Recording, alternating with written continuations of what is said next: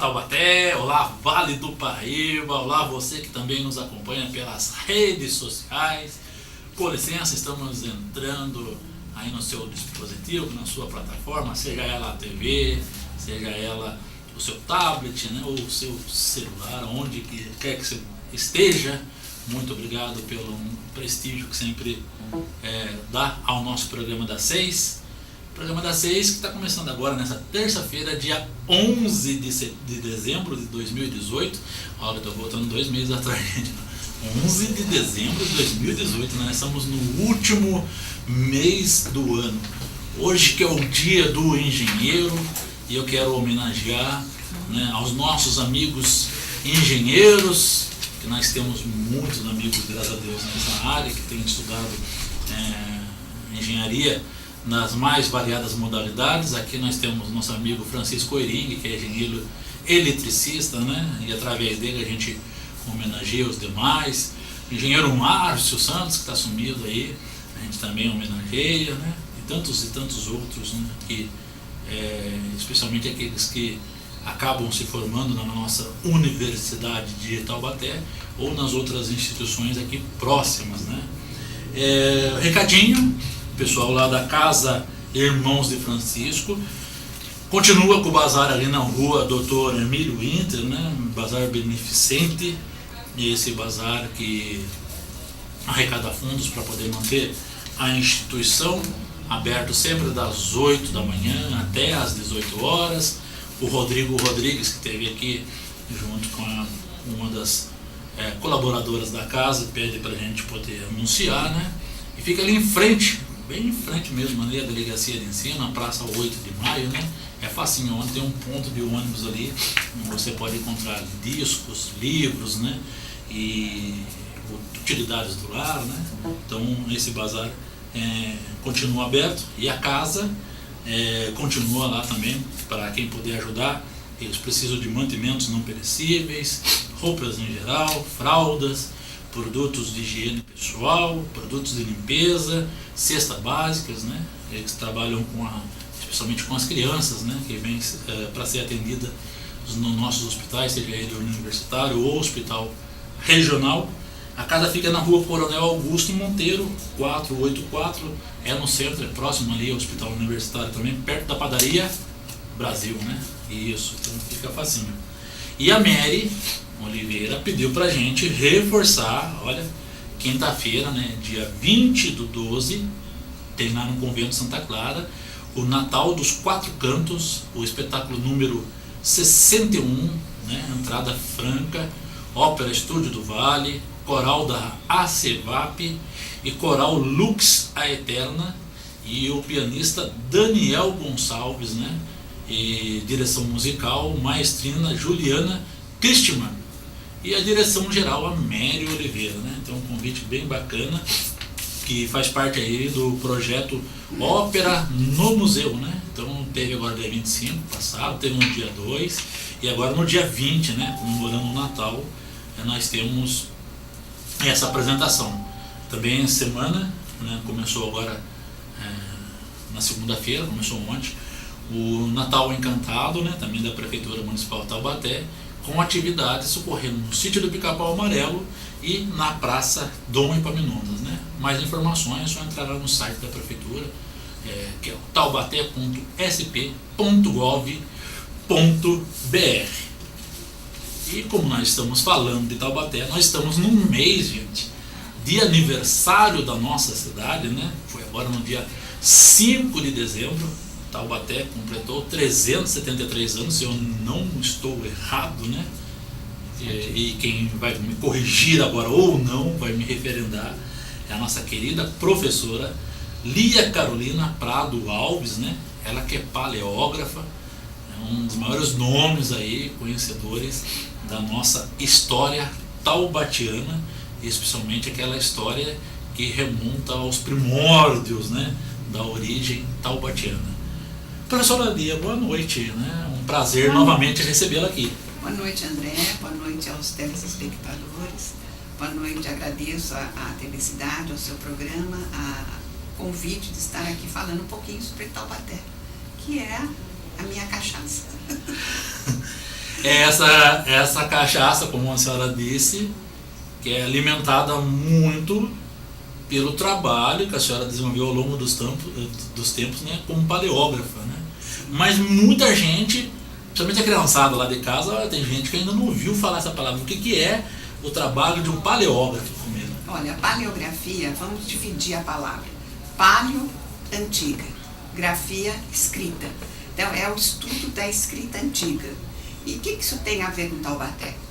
É o seguinte, a história de Taubaté, ela está contida nos livros e principalmente numa documentação riquíssima que nós temos aqui no Arquivo Histórico. E essa documentação começa do século XVII.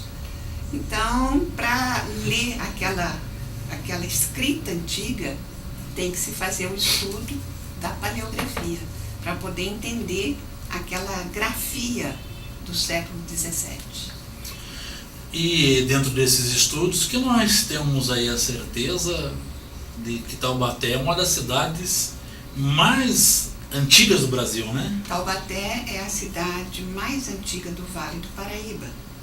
Nós temos em 1554 São Paulo, pouco antes São Vicente, depois São Paulo, 1554. Nós temos também as cidades do Nordeste, né, que os portugueses chegaram também na região do Nordeste. E aqui no Vale do Paraíba, a cidade mais antiga é Taubaté, de 1645. Ela não foi fundada em 1645. Ela provavelmente tenha sido povoado, tenha sido de 1636, 1638, que são as datas das várias provisões dadas a Jacques Félix. Mas em 1645, aquele povoado é elevado à categoria de vila, que era uma categoria superior. Então, é comemorado a cidade, o aniversário de Taubaté é comemorado na data 5 de dezembro de 1645. Para ser, naquela época, para ser condicionada, para ser referendada como vila, como que era feito esse processo, professor? Para ser elevada à condição de vila, tinha que ter a cadeia, a câmara e a igreja. Então, Jacques Félix, ele vai construir, né, o que hoje é a nossa catedral, não a catedral propriamente dita, mas a capela do Santíssimo hoje. Ali era a primitiva igreja da vila de Taubaté, onde é o Banco do Brasil, pelo menos são os estudos que indicam isso até agora, que a história não tem ponto final, né, André? Daqui a pouco vem aí um documento que diz tudo que nós estamos falando, mas até agora nós sabemos que aonde é o Banco do Brasil era a cadeia e a câmara. A cadeia embaixo era um prédio de 2 andares e na parte de cima funcionava a câmara. Então a câmara, a cadeia e a igreja, o tripé necessário para se chegar à condição de vila. Chama atenção um detalhe, né? Que a senhora fala da Câmara, que é a Câmara Municipal, fala da cadeia, que é a Justiça, né? E fala da igreja, que é a parte religiosa, né? E especialmente a religião católica, né? Mas não fala de prefeitura, né? Nessa época, no Brasil inteiro não existia nem a figura do prefeito, né? A prefeitura, ela tem começo, assim, o nome prefeitura é na proclamação da República. Daí entra a Câmara, no período colonial, no período seiscentista, setecentista, a Câmara fazia a função da prefeitura. Era a Câmara, era o poder legislativo e também o executivo junto. E tinha o judiciário com os juízes, juiz de fora, juiz de primeira, não estou bem lembrado agora, mas eram várias modalidades de juízes. Então funcionava desse jeito, não tinha a prefeitura. Depois que nós vamos ter a criação do que hoje nós temos, assim, bem dividido, a prefeitura, executivo, o legislativo, a Câmara e o judiciário, a parte dos juízes, a competência deles. Bom, e Taubaté, nessa época, sendo aí a cidade mais antiga do Vale do Paraíba, ela tinha uma movimentação muito grande, né? Diz aí o hino, até o nosso hino de Taubaté, que a cidade chegava a se ombrear a própria São Paulo, né? Sim. Por que chegava a se ombrear a própria São Paulo? Nessa época não era essa São Paulo que nós conhecemos. Nessa época São Paulo também era uma vila, né? também era não era nem cidade, era vila. Mas de lá teve um certo momento, André, que os colonos ali já 1600 e pouco, então já tinha crescido, já tinha expandido a população, então eles começam a sair em busca de novas propriedades, novos caminhos, e enveredam para o Vale do Paraíba. Então, muitas daquelas famílias ilustres lá de São Paulo, eles passam a morar aqui em Taubaté, na vila de Taubaté. E houve certo, né? A gente ouve, fala, eu não tive em mãos ainda nenhum documento que me mostrasse essa desavença. Mas eu acredito que, tenho conhecimento de que muitos dos bandeirantes taubatianos tiveram origem em São Paulo, vieram para cá. E a partir do momento que vieram para cá, fincaram raízes, né? Fincaram raízes e mas não se seus tentáculos, né? Não se contentaram em ficar só aqui. Não. Eles, na busca do ouro, né, lá na região das Gerais, vão ser fundadas 18 cidades por taubatianos. A primeira dela é a cidade irmã de Taubaté, Mariana, que foi fundada por Salvador Fernandes Furtado de Mendonça. São 18 cidades, então eu vou ter que temos um mapa ali, né? Para as pessoas poderem se orientar. Então, a partir de Taubaté, saíam as bandeiras, né? Isso mesmo, saíram as bandeiras. Olha, o estudo que eu tenho, André, não fala em bandeira, fala nas armações. Armações seriam, por exemplo, a gente eu estudei no meu tempo de menina, de criança, que as bandeiras é aquela quantidade de pessoas que adentravam o sertão. Eu não li na documentação isso, eu li o seguinte: eram feitas as armações. Uma determinada pessoa tinha geralmente acompanhado de um escravo, ele ia com uns 3 ou 4 companheiros e entravam para o sertão. E lá saíam em busca, se encontrasse ouro, daí sim. Então daí voltava e levava então mais pessoas para formar as vilas lá na região do ouro, né? Quer dizer, que ia alguém como se fosse uma ponta de lança. Sim, no começo, para poder... isso mesmo, para poder, né? Tinham as roças de milho, que aqueles primeiros iam plantando, para poder, ao longo do tempo, as pessoas terem comida, né? O milho, principalmente. E a partir, então, dessa saída dos taubatianos para as Minas Gerais, em busca desses minérios, nós temos aí a fundação dessas 18 cidades. 18, olha. É uma situação que eu acho que muito taubatiano não sabe disso. Não sabe, olha quantas: Sabará, Mariana, Pouso Alto, Baipendi, Campanha, Pitangui, Itaberaba, mas tem mais aqui, Ouro Preto, Ouro Preto e Mariana, as mais famosas cidades mineiras foram fundadas por taubatiano. Mariana por Salvador Fernandes Furtado de Mendonça e Ouro Preto por o padre Faria Fialho. Não era uma pessoa, sabe, André, que fundava, geralmente era um grupo de pessoas que se organizavam naquela região, naquele local, e ali ia desenvolvendo uma povoação. Então, Ouro Preto, João Faria Fialho, Antônio Dias, temos também São João del Rei, Tiradentes, Carrancas, olha quantas cidades, Piranga, Aiuruoca, Caxambu, Itabira, são 18 cidades, né? Delfim Moreira, Itutinga,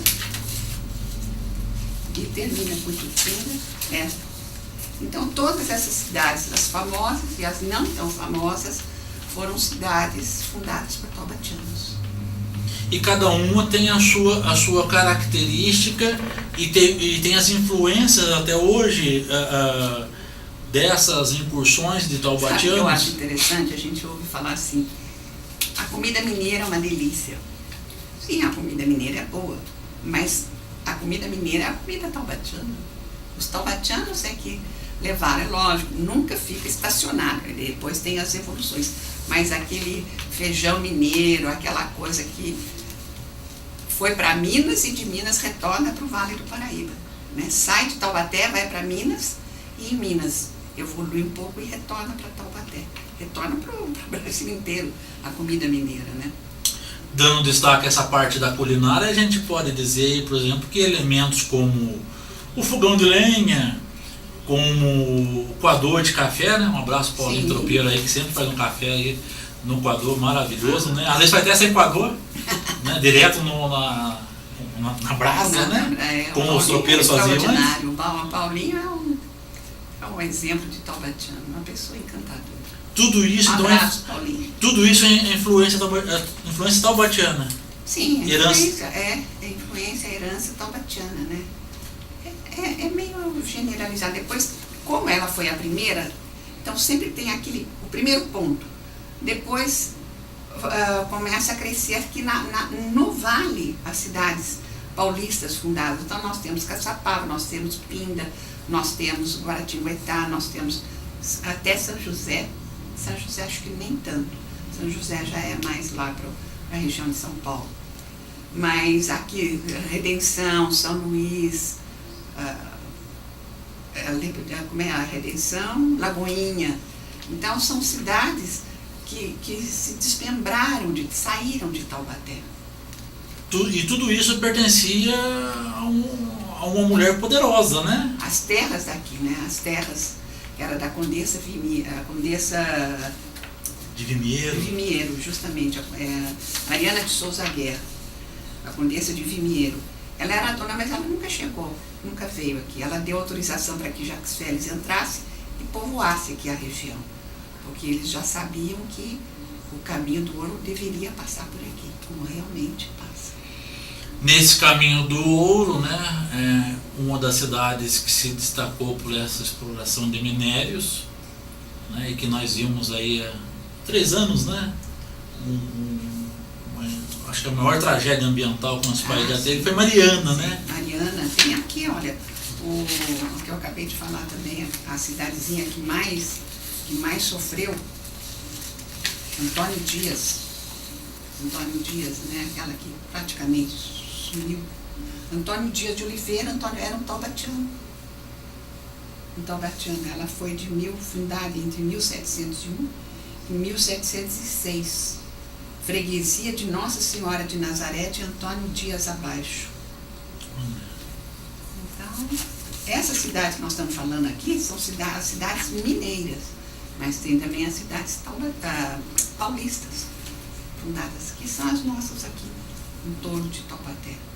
Então, Taubaté tem uma história riquíssima, muito, muito interessante. Quanto mais eu leio, mais eu aprendo. Não tem um ponto final, não consigo falar, bom, aqui já sei tudo, de jeito nenhum. A única coisa que eu sei é que eu não sei nada. Inclusive essas fotos que vocês estão vendo passar das cidades, né, são as cidades fundadas por taubatianos, né, como a professora falou. Na sequência, inclusive, a gente começou aí com Sabará, né, a gente tem Mariana, Pouso Alto, Baipendi, Campanha, Pitangui, Itaberava, Ouro Preto, né? Ouro Preto tem a influência muito grande da religião, né? Sim. Também tem a questão religiosa ligada a Taubaté, a gente vê os traços do barroco que lá tem, o taubatiano também levou isso? Olha, Taubaté tem uma capela famosíssima aqui, que infelizmente ela está completamente abandonada, que é a Capela do Pilar.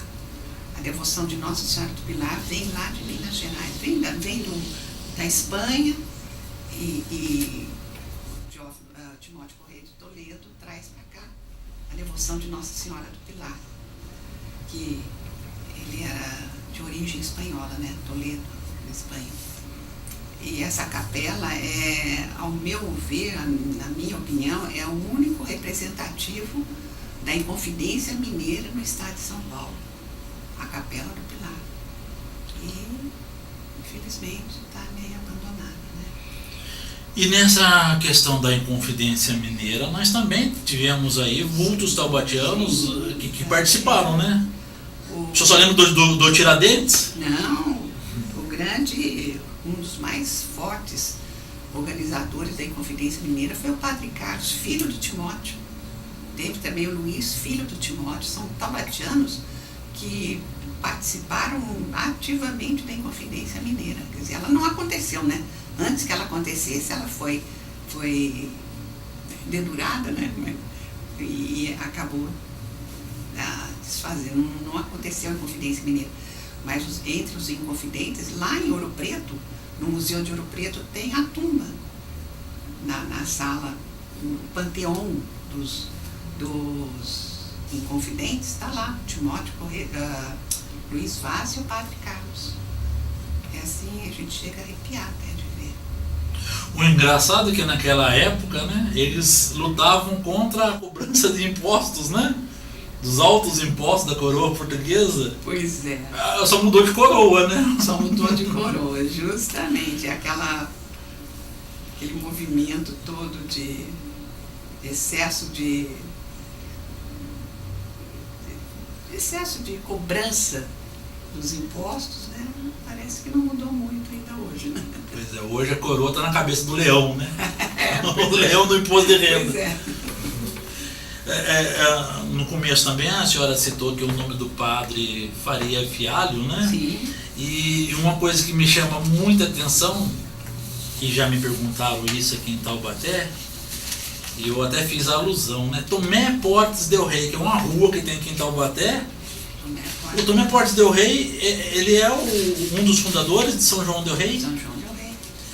E é verdade que ou alguém colocou, ele colocou na fundação, foi no dia de São João a data de fundação, e o Del Rey advém do nome dele, do sobrenome dele? É o sobrenome, né? Tomé Portes del Rey. Aqui a fundação em 1701.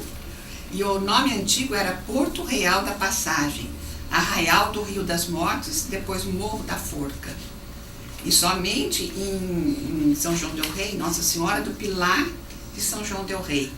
Vai ser já em 1918, a elevação à cidade, em 1918, pela lei número 716. Então, olha que bonito, olha. Os cascalhos auríferos, a bacia do Rio das Mortes, que assoalhava o caminho trilhado pelo bandeirante, denunciaram os grandes depósitos de ouro da região.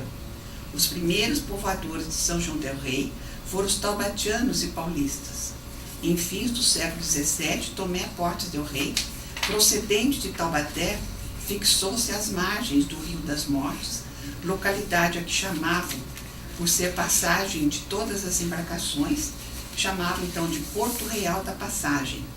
Nesse local, ainda hoje denominado Porto Real, teve início o primeiro arraial. Em 1702, falecia Tomé Portes del Rey, a quem, desde 1701, havia sido conferido o direito de cobrança da passagem do Rio das Mortes. Então, olha, você vê como a história de como os taubatianos estão embrenhados na história das cidades mineiras. Isso é um orgulho para Taubaté. Entende? É como se fosse uma cidade-mãe de muitas cidades famosas de Minas Gerais.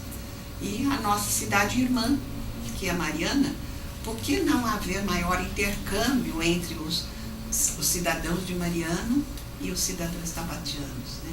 Precisava haver uma maior aproximação dessas duas cidades.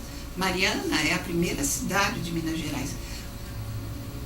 Então, meu Deus do céu, Taubaté é a primeira vila, né, no Vale do Paraíba. São cidades, assim, de uma antiguidade que precisa ser estudado, precisa ser valorizado. E Mariana precisa mais do que nunca agora da ajuda dos taubatianos, né? Inclusive para resgatar essa história, essa memória, né? Nem fale. Precisava haver convênios entre as escolas de Mariana e Taubaté, né? E outras instituições também, não só as escolas, que quisessem fazer um intercâmbio cultural, intercâmbio talvez turístico, comercial.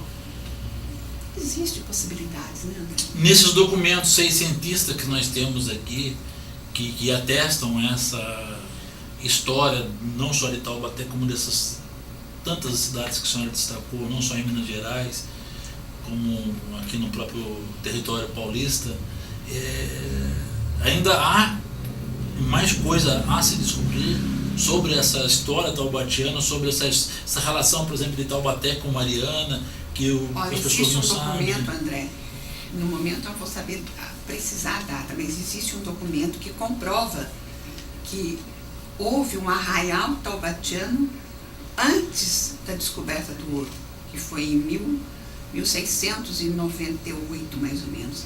Já a presença de taubatiano num arraial não precisa, fala assim, arraial de Taubaté, de taubatianos, não dá com precisão o local, mas fala da presença de taubatianos antes do descobrimento do ouro. Então, isso existe esse documento lá no arquivo. Tem uma outra cidade que o taubatiano tem muito carinho, né? Que é de Minas Gerais também, mas muitas vezes não sabe que ela foi fundada por nós, taubatianos, né? Pelos nossos antecessores. O taubatiano vai muito lá para poder aproveitar as águas termais, né? Que é Caxambu, né? Eu já fui em Caxambu e São Lourenço.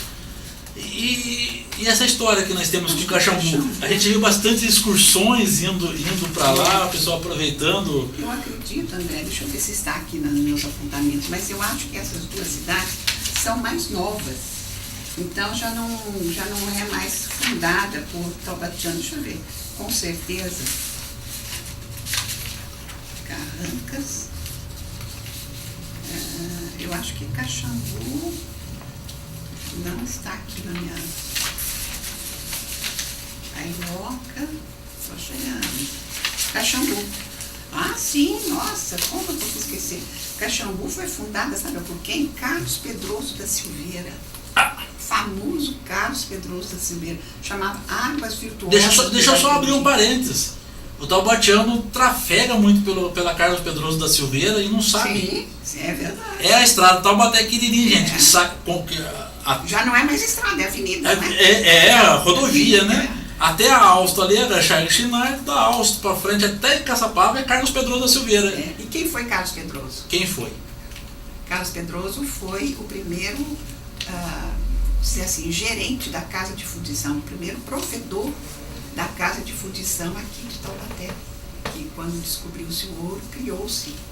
O rei criou aqui em Taubaté, depois também em Guará, tinha em São Paulo, mas em Taubaté foi criada a Casa de Fundição, que o ouro que vinha das Gerais passava por aqui, era quintado, separado o quinto do rei, e seguia o resto, depois que separa esse quinto é que seguia para Portugal, e o resto ficava em posse de quem tinha descoberto, né? Quer dizer, esse quinto deu muita polêmica durante anos, né? Durante quase séculos, né? E foi esse quinto do ouro que permitiu a riqueza da Europa, de Portugal, especialmente também da Revolução Industrial. Porque todo o ouro que saía daqui ia para Portugal, Portugal não segurou. Portugal não tinha assim aquele comércio intenso para poder usufruir do ouro. Ele tinha um comércio de vinhos e de uma maneira ou de outra passou para a Inglaterra. E esse ouro vai propiciar a evolução da indústria da Inglaterra. Então sai daqui, vai para Portugal, para na Inglaterra. Lá as máquinas são inventadas, todo o processo é desenvolvido e no século XIX volta para cá as máquinas dos trens, as ferrovias, né?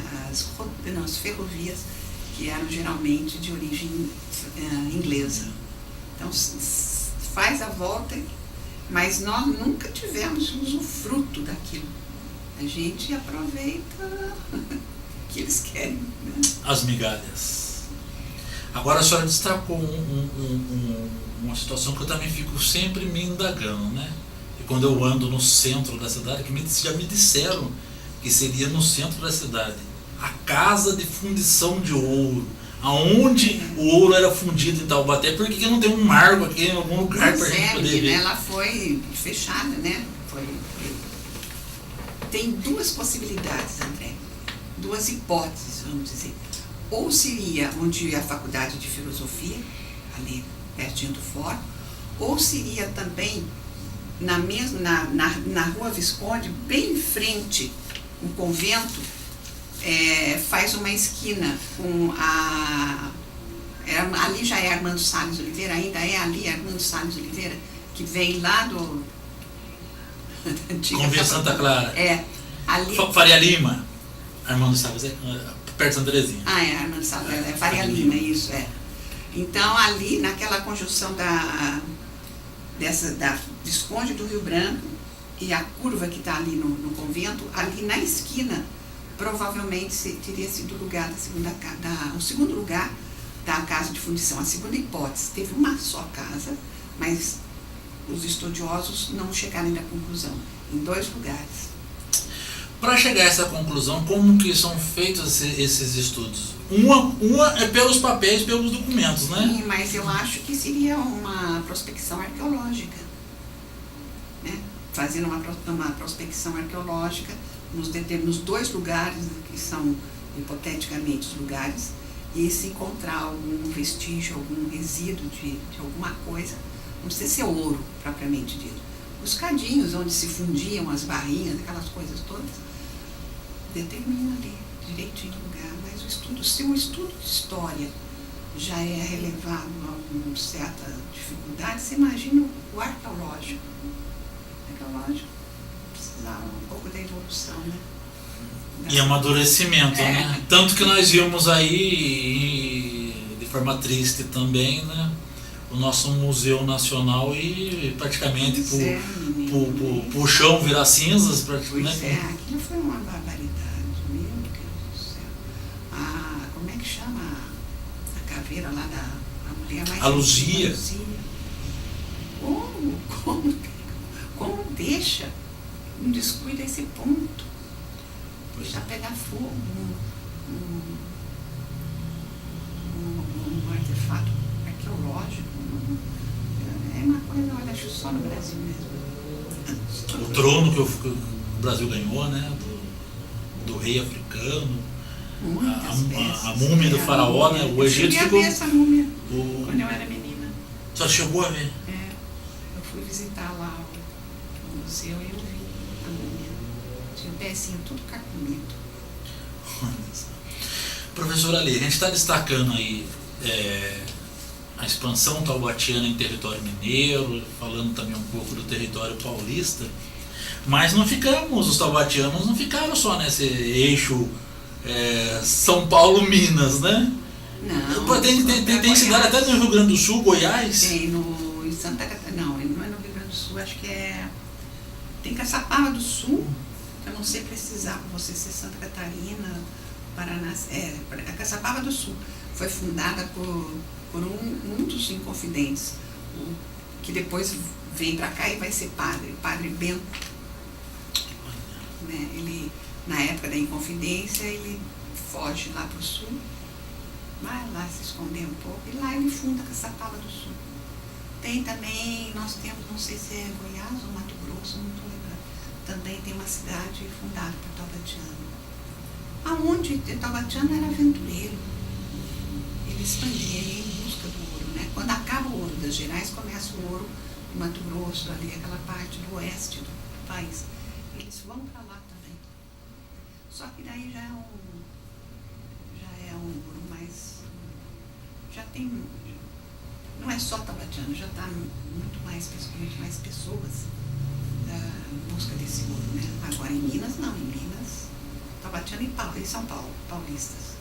Esse ciclo, esse vai e vem, né? Esse trânsito, esse tráfego entre Taubaté e Minas Gerais durou quanto tempo, mais ou menos?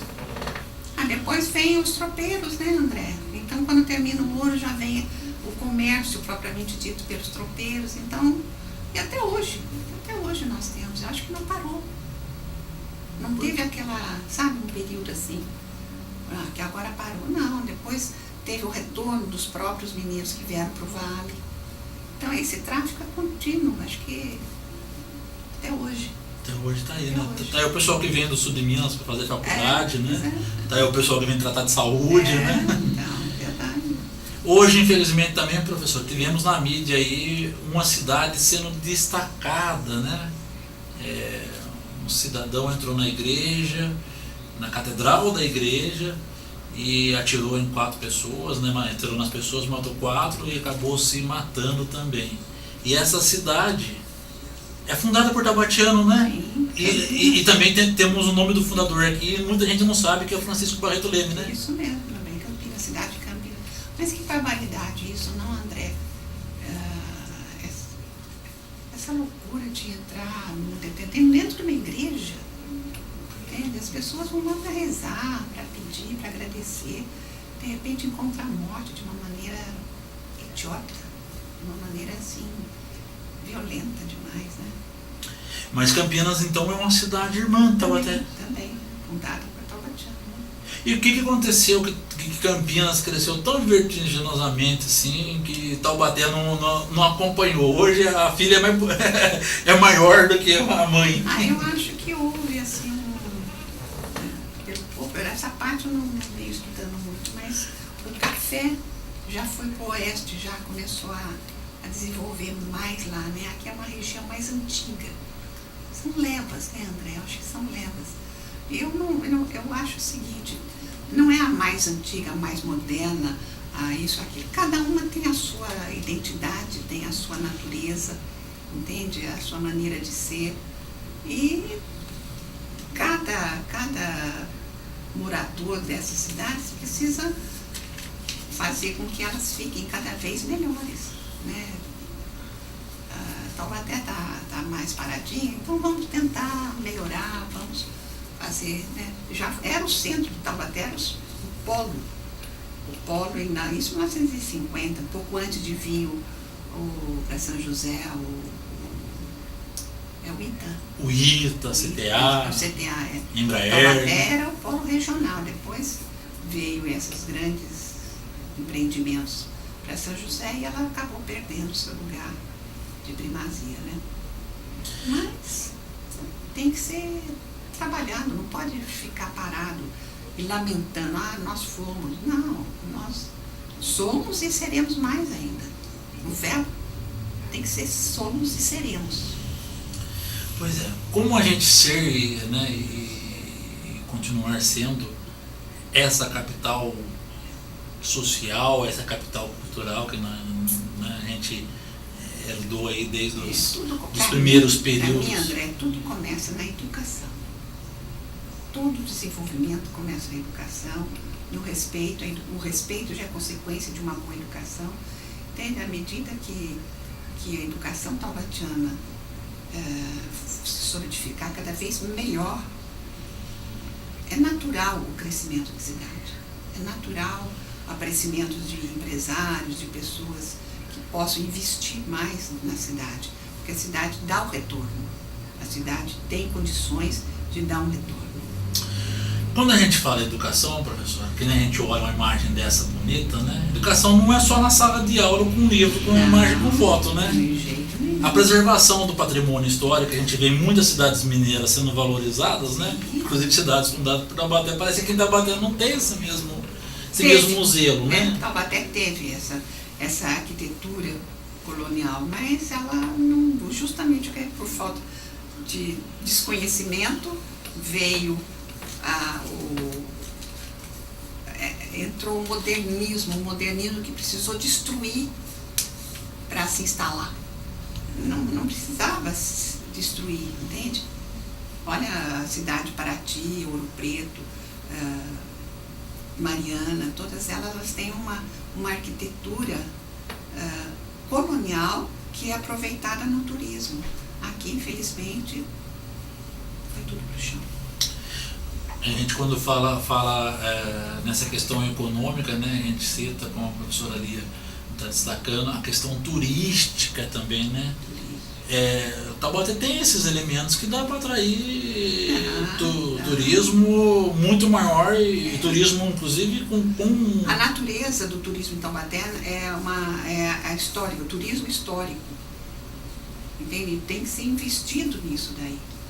O próprio governo, o próprio comércio tem que investir nisso. Mas o que nós vimos? Olha, André, não sei nem se eu devia falar, há uns meses atrás, aquela tentativa de mudar a data da cidade, a data histórica da cidade, por conveniências de comércio. Em vez do comércio se colocar à altura, entende? Para não ser gastos nas outras cidades, não irem gastando na cidade, não, muda-se a data da cidade.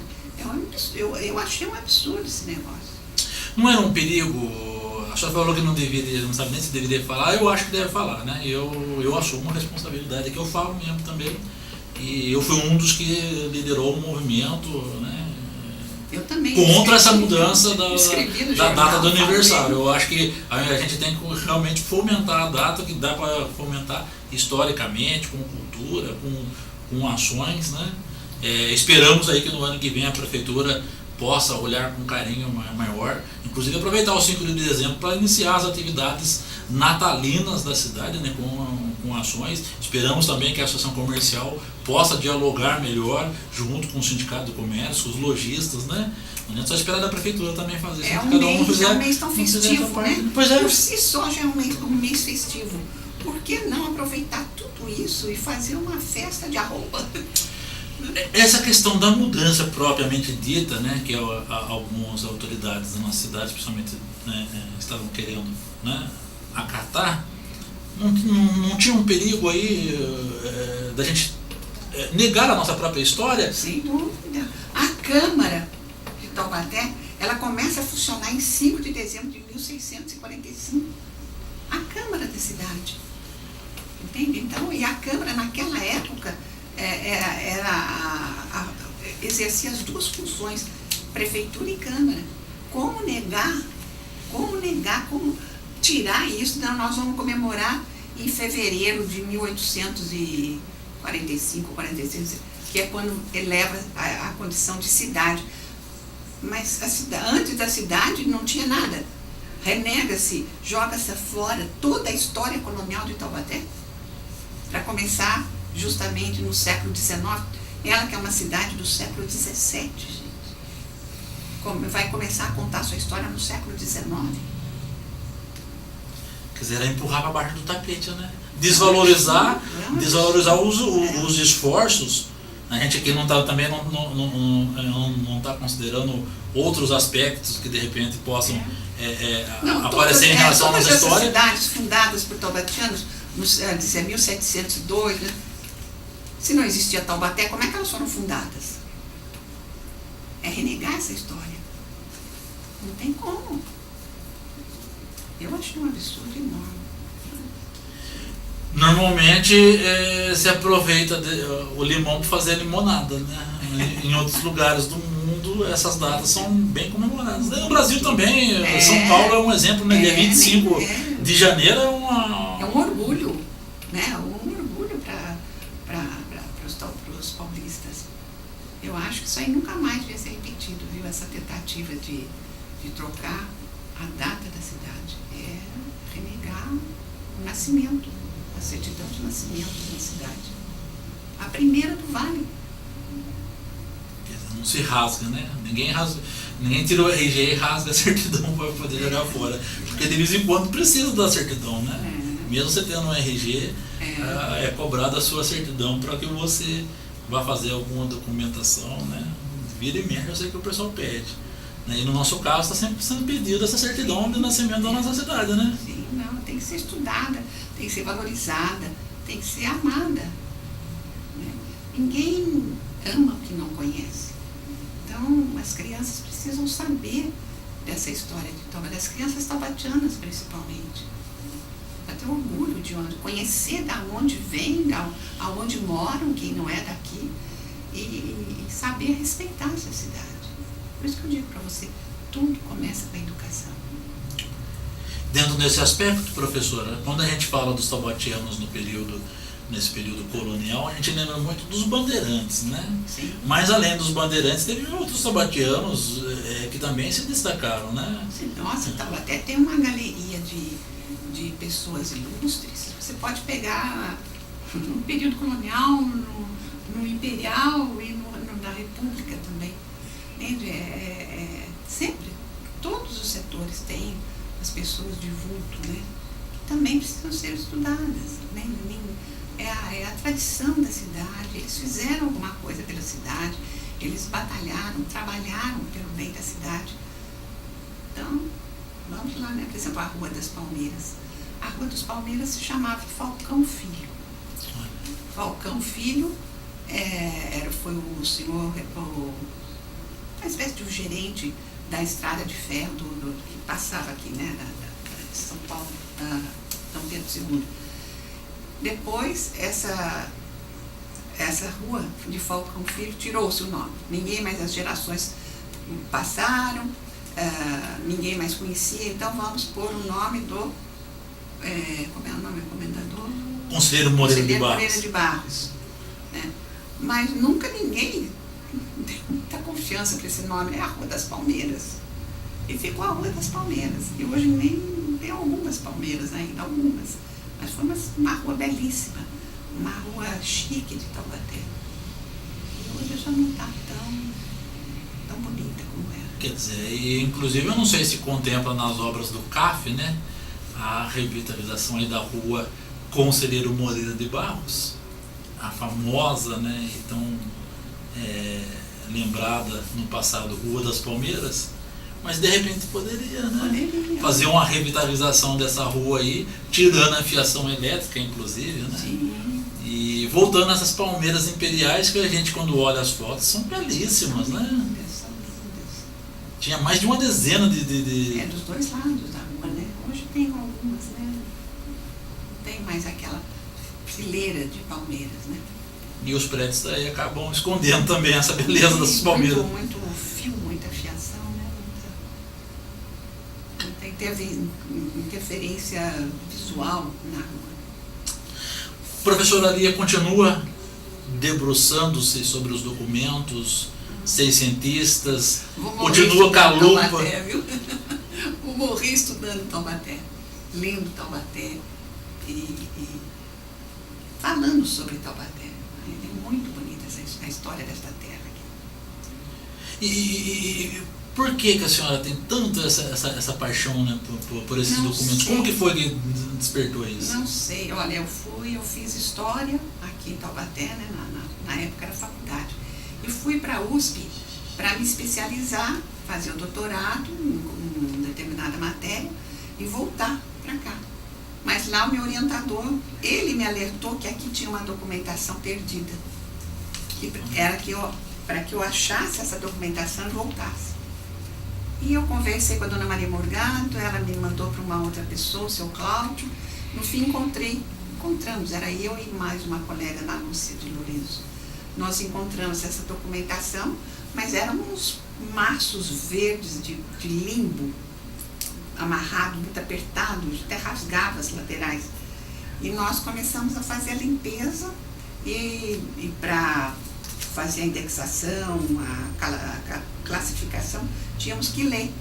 Foi onde eu fiz o curso de paleografia, no Museu do Ipiranga. E no que eu comecei a ler aquilo, eu fui me encantando com a história, entende? É uma história, não sei, me encantei, ela me pegou. Olha só, quer dizer, uma recomendação de um documento. Pois é. Então, o curso que eu ia fazer, nunca mais eu fiz. Eu enveredei para o lado dessa documentação de Taubaté e me envolvi completamente, né? Quanto mais eu leio, André, mais eu quero ler. Mais eu quero ler, porque tem coisas assim extraordinárias, entende? Você pega um documento que nem, por exemplo, o documento do tropeiro Cipriano, que era um tropeiro, que era um empresário de tropas. Só naquele inventário ele tem 13 tipos de tecido, em 1765, 63 mais ou menos. Então você vê, sabe, é um mundo que existiu e o nosso mundo é consequência daquele que existiu. Muita coisa do que hoje acontece teve o seu fundamento lá atrás. Normal, né? A evolução da civilização. E isso me encanta. Esses documentos, além de estarem cartórios oficiais. Não, agora eles estão todos no arquivo. E está no arquivo. A maior parte está no arquivo histórico. Mas tem gente em casa ainda, algumas fazendas aqui, então vai ter que, de repente, pode ter algo perdido. Tem os documentos cartoriais que vieram dos cartórios lá para o arquivo, e tem também os documentos pessoais, né? Os documentos de família, isso que você acabou de falar, certidões, tudo. A história, conta-se a história através dessa documentação. E complementa-se com livros já escritos de pessoas, os grandes historiadores do Brasil, né? Então, são duas vertentes, a documentação e a bibliografia. Quer dizer, é um trabalho, então, minucioso, né? De cruzamento de informação. É um trabalho... É demorado. É um trabalho mais, como eu falo, mais intenso que o de jornalista, às vezes, investigativo. É demorado. Você entende? Você não pode já ir falando assim de imediato. Não, aconteceu isso. Você não pode fazer isso. Você tem que ler ali no documento, depois procurar as leituras em torno daquele assunto para ver se realmente você está descobrindo alguma coisa ou se está confirmando que já foi escrito. É tecer, é um bordado. Você vai bordando a documentação, você vai bordando a história da cidade. Nesse bordado, a professora Lia está em que momento agora? Existe novidade vindo por aí? Existe colcha novas de retalhos sendo feitas? Existe sim, mas vamos deixar mais para frente, né? Para contar mais para frente. Então, quer dizer, gente, olha, nós estamos aqui falando, né, conversando com a professora Lia Carolina Prado Alves, né, que é paleógrafa, vem falar sobre essa expansão, né, de Taubaté, expansão taubatiana em território mineiro, né, falando da importância da nossa cidade no contexto histórico brasileiro, né, e a gente tem muito orgulho de recebê-la aqui no nosso programa, mais uma vez, né, professora? E falar que Taubaté, assim, é fundado dia 5 de dezembro de 1645. Isso mesmo. A partir daí nasceram muitas outras filhas nossas, né? Então, olha o brasão, vocês estão enxergando o brasão. De um lado tem um bandeirante, do outro lado é a Guarda Imperial de D. Pedro. Como mudar a data da cidade? Tira o bandeirante? Tira a Guarda Imperial? Porque os dois não existiam mais na data que estavam querendo pôr. 1845, se não me falha a memória. Então, mexe até no brasão da cidade. É um absurdo, para mim isso é um absurdo. Um brasão tão lindo, um brasão tão rico, ele diz tanta coisa ali. É a nossa história, a história de Taubaté, não existe outro brasão igual. E sobra o que ali, se mudar a data? Não sobra nada. Nem a coroa não sobra. Pois é. Verdade, não. Professora, quero agradecer a sua presença aqui no nosso programa, ter aceito o nosso convite, né? Essas provocações que a gente faz, para você conhecer um pouco mais da nossa história, para nossas autoridades se sensibilizarem também com a importância da nossa história, né? E o nosso programa está sempre aberto. Muito obrigada. Para que a senhora venha conversar. É sempre um prazer imenso estar aqui com você. E quantas vezes você precisar, dá uma lembradinha.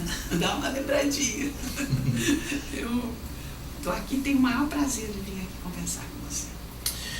Então, gente, a gente agradece também a professora Lia, né, por vir falar sobre essa temática, né, e mostrar a importância que Taubaté tem, que a gente até denomina esse programa como Taubaté, a mãe do Brasil, né, e dentro disso a gente agradece a nossa técnica, o Jonathan William, o Walter Perrone, agradece a Claudinha Mello também, que está na nossa produção, a todos, né, que colaboram conosco aqui na TV Cidade. Aproveitamos esse mês para festejar não só aí o fim do ano, mas para festejar também o aniversário da cidade, né? O nosso trabalho aqui como TV comunitária é voltado a mostrar a história de Taubaté, voltado a mostrar a história do nosso povo, né? E a gente está sempre aberto para isso, para a gente poder não só falar da atualidade, né? Mas como de todo esse contexto histórico aqui, porque a gente conhecendo a nossa história, a gente pode galgar futuros melhores, né, professor? Se Deus quiser, irmão, se Deus quiser. Taubaté não pode ficar estagnada, ela tem que ir cada vez mais. Pois é, então como diz determinada parte do hino, né? Eu não gosto muito de cada palavrinha, hoje a pessoa acaba colocando no sentido pejorativo, mas diz assim que a louvar-te com ânsia, tanjam todos os sinos, né? Vens de longas distâncias, vais a altos destinos, né? Então esse é o hino de Taubaté e mostra toda essa importância nossa cultural, social e histórica. Então, terminando nosso programa das 6, dessa terça-feira, dia 11 de dezembro, você ouviu aí o sinal que não é a sirene do CTI, né? Mas é o reloginho do Jonathan Willi aqui, avisando que o nosso programa acabou, mas amanhã às 18 horas nós estamos novamente aqui, eu, Jonathan, o Jefinho, né? Nossa companhia ilimitada aqui da TV Cidade. Então, uma ótima noite para você e até amanhã.